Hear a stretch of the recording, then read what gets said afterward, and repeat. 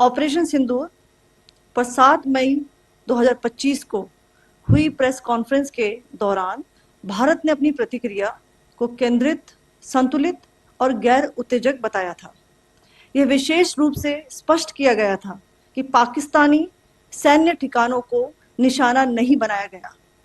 साथ ही दोहराया गया कि भारत में किसी भी सैन्य लक्ष्य पर हमले का उचित जवाब दिया जाएगा।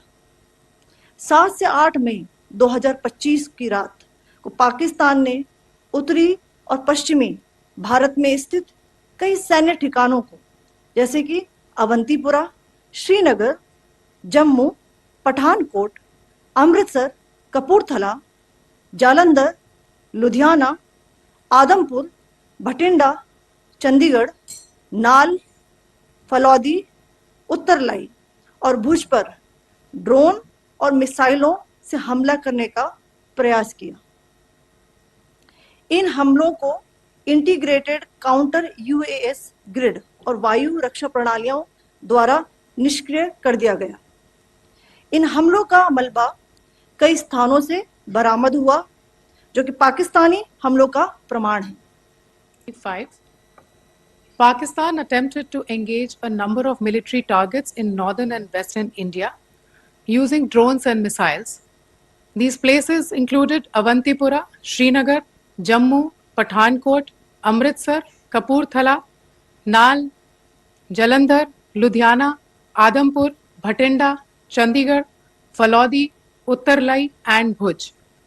These were neutralized by the integrated counter unmanned aerial system and other air defense systems. The debris of these attacks is now being recovered from a number of locations that prove the Pakistani attacks. आज सुबह भारतीय सशस्त्र बलों ने पाकिस्तान के कई स्थानों पर वायु रक्षा रडार और प्रणालियों को निशाना बनाया। भारत की प्रतिक्रिया समान क्षेत्र में समान तीव्रता के साथ की गई।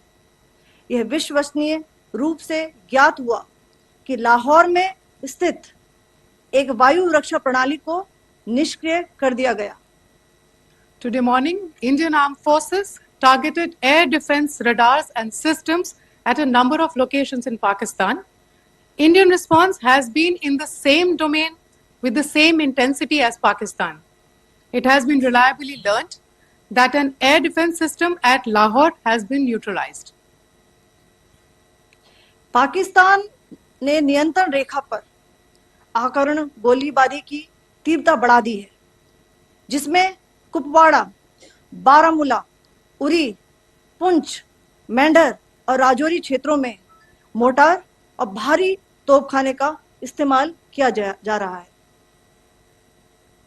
Pakistan has increased the intensity of its unprovoked firing across the line of control using mortar and heavy caliber artilleries in areas in Kupwara, Baramulla, Uri, Poonch, Mendhar and Rajouri sectors in Jammu and Kashmir.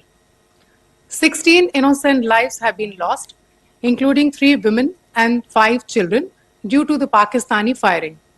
Here too, India was compelled to respond to bring mortar and artillery fire from Pakistan to a halt.